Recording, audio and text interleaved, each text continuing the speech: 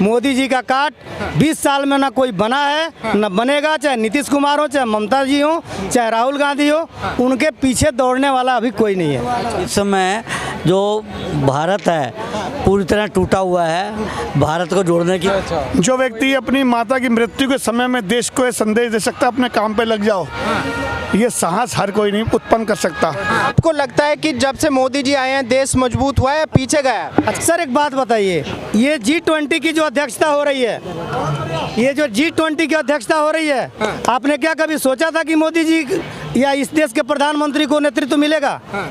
किसी ने नहीं सोचा था, लेकिन उनके विजन, उनके सोच और उनके वसुधैव कुटुंबकम, जो पूरा विश्व हमारा है, अखंड भारत का जो उनका सोच है, वो उनको आज इस विश्व के सबसे ऊंचे मंच पर बैठाया हुआ है। विपक्ष तो ये बोल रहा है कि भाई G20 को गरीब जनता खाएगी तो राशन जो महंगा हो चुका है। देखिए, G20 की परिभाषा उनको समझ में नहीं आती है, इसीलिए वो ऐसे अनाप शनाप बात बोलते हैं। मोदी जी का काट 20 साल में ना कोई बना है न बनेगा, चाहे नीतीश कुमार हो, चाहे ममता जी हो, चाहे राहुल गांधी हो, उनके पीछे दौड़ने वाला अभी कोई नहीं है। एक सेकंड आएंगे आपके पास में। अंकल जी, 2024 में आपको क्या लगता है कि किसको मौका मिलना चाहिए?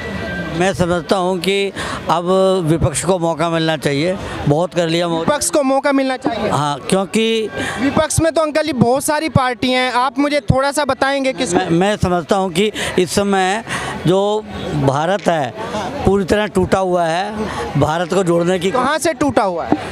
हिंदू मुस्लिम हो रहा है 24 घंटे। ये कब से हो? ये 14 हो तो बहुत समय से रहा है। कब से? 14 से तो ज़्यादा शुरू हो गया है जी। ये पहले से ही हो रहा है, कांग्रेस के टाइम से ही हो रहा है? नहीं, क्योंकि 100 साल हो गए जी आरएसएस को बने हुए, तो 100 साल से चला रही है। अब उसकी मौका आ गया उसको, तो इसलिए उसने अपना आगे एजेंडा ले आया। नहीं, कांग्रेस जब सत्ता में थी क्यों नहीं बंद कर पाई हिंदू मुस्लिम?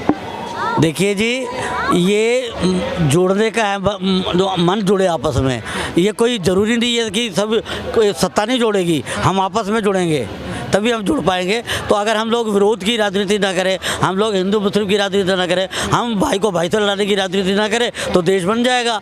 अब आपको क्या लगता है कि क्या सच में देश टूटा हुआ है? सच में भारत जोड़ने की जरूरत है? नहीं है सर, बिल्कुल मोदी जी ने बहुत देश को हमारा जोड़ रखा, तोड़ नहीं रखा है। बिल्कुल। राहुल गांधी जी तो भारत जोड़ो यात्रा कर रहे हैं, 3,500 किलोमीटर की पैदल यात्रा कर रहे हैं।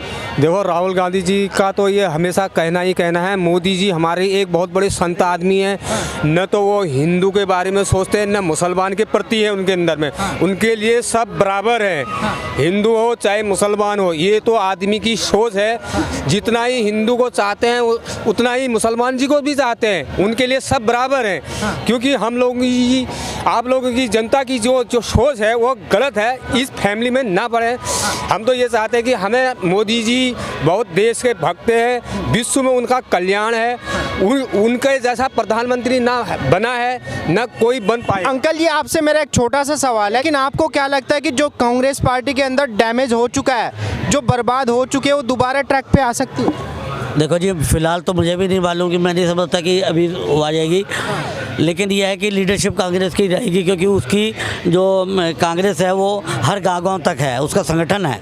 चाहे आज वो जीत नहीं रही हो, लेकिन अगर विपक्ष बनेगा तो in the leadership of Congress के लिए बन सकता है। और कांग्रेस पार्टी भी देश से गरीबी भूखमरी नहीं खत्म कर पाई। जब 2014 में मोदी जी के हाथ में देश आया, तब भी 45-50 करोड़ लोग बेरोजगार थे। फिर क्यों कांग्रेस को वोट दे? दूसरी पार्टी को क्यों ना दे? आम आदमी को क्यों ना दे? सपा को क्यों ना दे? अब हमारी वर्तमान भारत सरकार ने मान लिया है कि 80 करोड़ भूखे नंगे हैं यहाँ। 80 करोड़ को अनाज दे रही है, तो इसका मतलब है कहाँ कर रही है? आपको मालूम है पूरे 45-42 सालों से ज़्यादा बेरोजगारी इस समय है। सबसे ज़्यादा बेरोजगारी इस समय हिंदुस्तान में। आपको क्या लगता है 2024 में किसको मौका मिलना चाहिए प्रधानमंत्री के लिए? केवल नरेंद्र मोदी। केवल मोदी जी?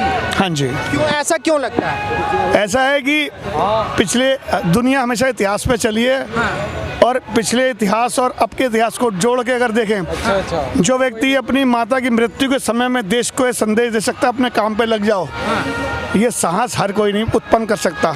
ये जन्मजात लेके व्यक्ति पैदा हुआ है। ऐसा नहीं मैं कांग्रेस का विरोधी हूँ, लेकिन मैं व्यक्तिवादी हूँ, मैं पार्टीवादी नहीं हूँ। पर लेकिन कांग्रेस पार्टी तो ये बोल रही है कि भाई मोदी जी दिखावा कर रहे हैं, उद्घाटन तो रेल मंत्री भी कर सकता था, मोदी जी क्यों गए? इंदिरा गांधी जिस दिन मरी थी ना, उस दिन सारी दुनिया एक हो गई थी। उस दिन दिखावा नहीं था, आज दिखावा है। Thank you very much.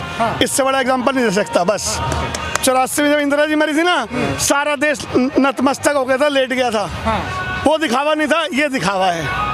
क्या बोले, कई बार मौन सबसे बड़ा उत्तर होता है। और ऐसे नहीं। आपने काफ़ी सरकारें देखी होंगी, मेरा आपसे ये सवाल है कि भाई बाकी सरकारों के मुकाबले मोदी जी के अंदर ऐसा क्या है जो तीसरी बार में भी उन्हें ही जनता चुन रही है?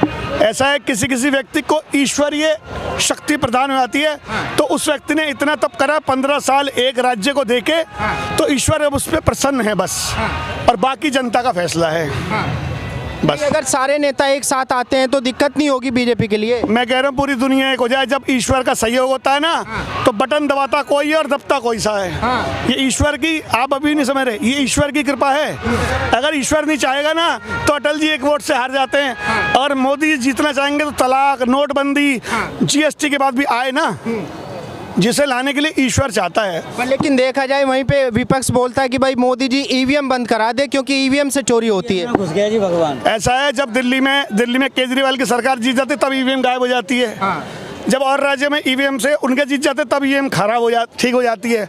जब EVM से मोदी जीत जाते हैं तो EVM खराब ठीक हो जाती है। समस्या ये है, हर व्यक्ति को अपने निजी अधिकार के लिए अपनी वो मशीन खराब भी कर देता है, ठीक भी कर देता है। दिक्कत ये है। नहीं, अभी जिस तरीके से कांग्रेस ने हिमाचल प्रदेश में चुनाव जीता, उन्होंने ये स्टेटमेंट दिया ही नहीं कि EVM खराब हो गई। उससे क्या कहा, यही तो कर, अब EVM ठीक हो गई ना, क्योंकि EVM उनके पक्ष में है तो ठीक है। आज तक मोदी ने कभी किसी राज्य का मोदी ने कभी कहा है किसी राज्य में जब किसी और की सरकार आई तो EVM खराब थी? वो कहते ही नहीं है। वो कहते जनता का फैसला जनता सुनाती है।